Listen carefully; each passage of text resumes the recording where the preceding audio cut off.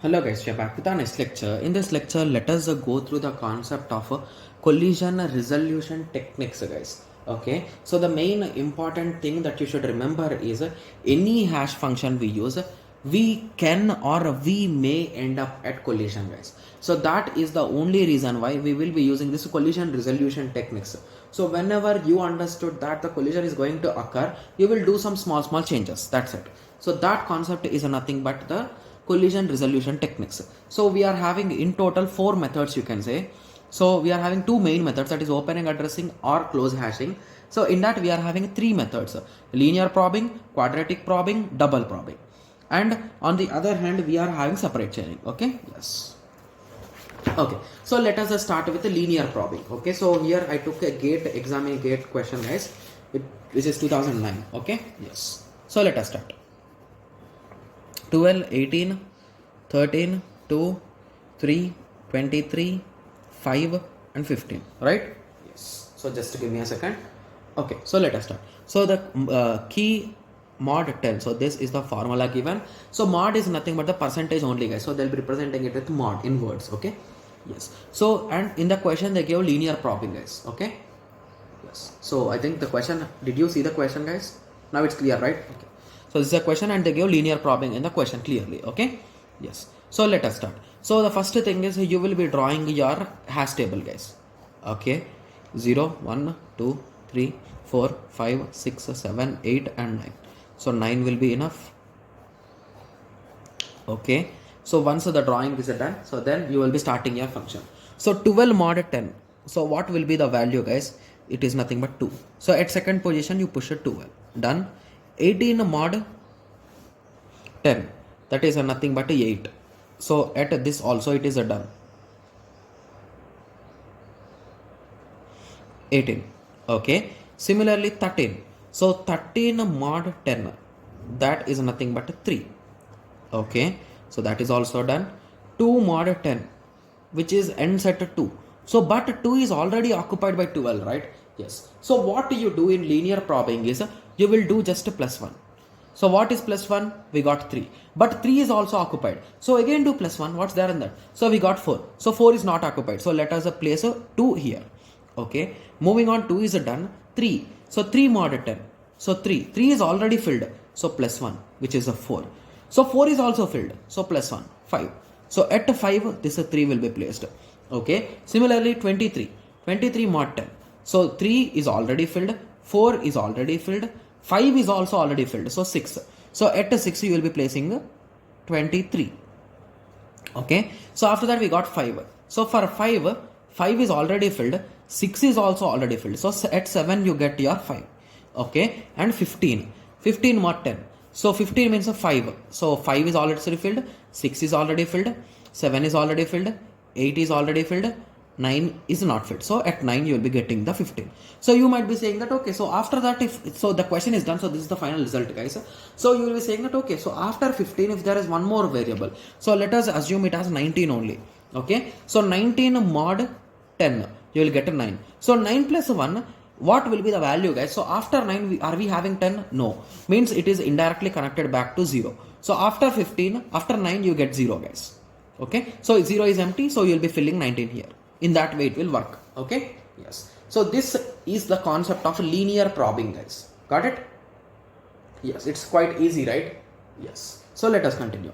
Okay, so that's what exactly it is written neatly in the book. Okay, yes. So the next is a nothing. Okay, so what are the advantage here, guys? So the best advantage here is it is most popular. So basically this linear probing is only asked mostly in examinations and it's popular one, and similarly it is simple and fast, but it is having some major disadvantages, guys. So the major disadvantages are clustering issues, so high collision chances, which makes all values at a place. So basically if you observe here, so here all these rows have been filled, right? Yes. So in this way, so basically if a collision starts at one point, that will affect the whole continuous places, because we are doing plus 1, plus 1, plus 1. So indirectly you are going to form a huge cluster of collision issues, right? Yes. So that is an issue with it. So few of the people thought that, okay, so let us improve it and let us make it into quadratic probing. So what the thing they did is, instead of adding a plus 1, So the first time they will add plus 1 square. After that they will add plus 2 square. After that they will add plus 3 square. After that they will add plus 4 square. And so on up to hashing square. So how much is your hash size? That square. Okay. Yes. So in this way they will work. So let us take this only example here itself. So 9 modulo 5. So we got 4. So 4 is at the fourth slot it is placed. Similarly 12 mod 5. So we got 2. At second place it is filled. 32 mod 5. So normally the value is a 2, but 2 is a filled. So 2 plus 1 square, that is a 3. So 3 is a 32. Got it? Yes. Okay. Similarly 43 mod 5. We got 3. But let us try with 1 square. So 3 plus 1 square is a 4. But 4 is also filled. So 3 plus 2 square is 7 mod 5. So that is also filled. So in that way, if you continue, you will never get a value, guys. So it is just a loop. So even though we are having 2 slots, 43 will never get a slot, guys.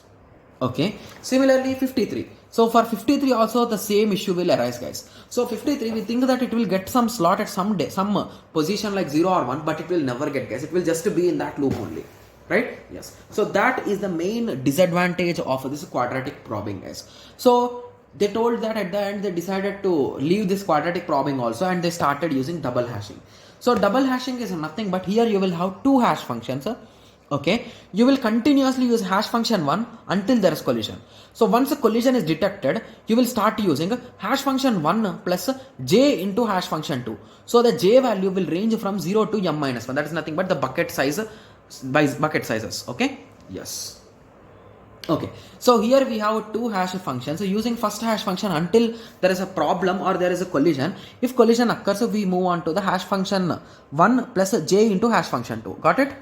Yes. So 14, 17, 25, 37, 34, 16, 26. So these are the values and these are the 2 hash functions. Okay. Yes. So you can solve it step by step, guys. I'll be just showing you in the book. Okay. Yes. So 14 mod 11, we got 3. So we can successfully push it there. Similarly 17 mod 6. 11 we got 6 successfully, we can push there. 25 mod 11. So once you did 25 mod 11, we got again 3, which whereas 3 is already occupied. So let us use the hash function 2, that is nothing but 25 mod 7 plus 1. Okay, so this result plus 1. So 4 plus 1 we got 5. So at the end we need to add them, right? So 5 plus 3, that is 8 we got it? Yes. And further moving on, 37 mod 11 we got 4, 34 mod 11 we got 1, 16 mod 11 we got 5, 26 mod 11 we got 4. And next 26 mod 7 plus 1. Okay, so we got 6. So in total it is 10. So assume that here again we had collision. So just an example. So if here also we had collision, you will do 4 plus 2 into 6. Okay, so if the result is a 12 plus 4, that is a 16, right? Yes. So 16 means after 10, 11, 12, 13, 14, 15, 16. So again here also there is a collision. So in that way again you will change this 2 to 3. So 1, 2, 3, 4, 5, 6. So you will get 16, 26 here. So in that way. So basically in that way it will work, guys. Okay. Yes. So I hope everyone got some basic idea about this double hashing, right? Yes. Okay. So why we are using this hashing methods, guys? So we are using it for searching, right? So how can searching be done? So searching, you will start searching at the location. So basically assume that you want to search for 25. So 25 originally it should be at location 3, right? But it will not be there because 3 is already occupied by 14. So you don't know about it. You will come 25 mod 11. We got 3. You will go and check at that position. So is 14 equal to 25? No. Then you will come back and you will think again. Okay, so we are having second hash function. So let us multiply. Let us solve it and add. So 25 mod 7 plus 1, so you got 8. So now you will go and check at 8th location. So 25 equal to 25? Yes. So in this way you will search, guys. Got it? Yes. So now few students might get a doubt that okay, so when I was searching, it's okay. When I inserted, it's okay. But assume that in linear probing, let us take example, guys. It will be really interesting in linear probing. So here 15 is inserted too late so that it got the last location, right? Yes. So assume that here this 5 has been deleted. Okay, and now you started searching for 15. So 15 mod 10, you will start at 5. It's not there. At 6, it's not there. At 7, this is an empty slot, right? So if it is an empty slot and nothing is written there, then you will say that the item is not there in the whole list, right? in that table, right? Yes. So that is the reason why instead of keeping it empty, we will write a word like delete, or you will maintain a flag 1, guys, which indicates that some item has been recently deleted from there, so that the searching will not stop here but will continue. So because 15 is below it, right? Yes, you got the idea, right? So what I'm trying to say, yes. So whenever deletion is done, so instead of directly deleting it and making the slot empty, we will place some flag or some del value, so that someone who is searching for some value can continue searching rather than stopping there. Got it?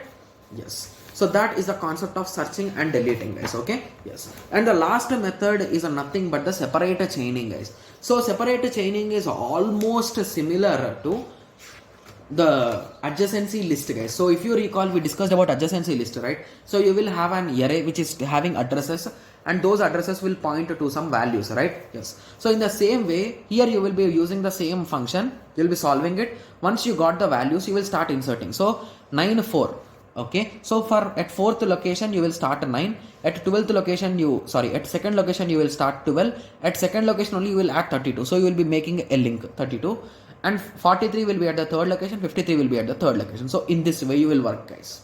So this concept is nothing but separate chaining. Okay. Yes. So I hope everyone got some basic idea about the concepts of hashing also now, right? Yes. So now we are almost done with the concepts of data structures, guys. So in the next lecture, let us start with some introduction about programming with C. So initially I'll be giving you some introduction, guys. Okay.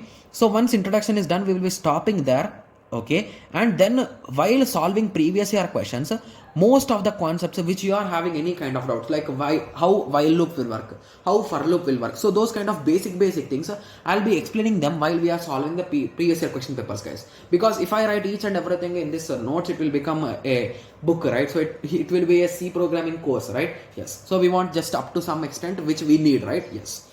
Okay. So anyway, in the next lecture, let us go through some introduction about this programming, C programming. Okay. Yes. So let us meet in the next lecture. Thank you. Thanks for watching. Like, share and subscribe for more awesome videos like this. Thank you.